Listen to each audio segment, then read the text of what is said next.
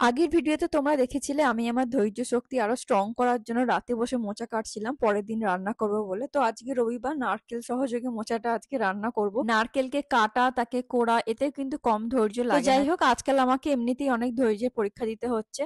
তো আজকে যেহেতু সানডে, সেই জন্য অনেক কিছু রান্না বান্না করবো। আগের দিন রাত্রিবেলা সব হাফ ডান করে রেখে দিয়েছিলাম, যাতে পরের দিনকে করতে সুবিধা হয় আর সময়টাও অনেক বাঁচে। তো রিসেন্ট কি হয়েছে জানো তো, রিভানের যে আয়াটা ছিল না, হঠাৎ করে ছেড়ে দিয়েছে। একদিন ফোন করে বলছে আমি আর এই যাবো নিয়ে না। গত ১ বছরে ৩টে আয়া এলো আর গেল।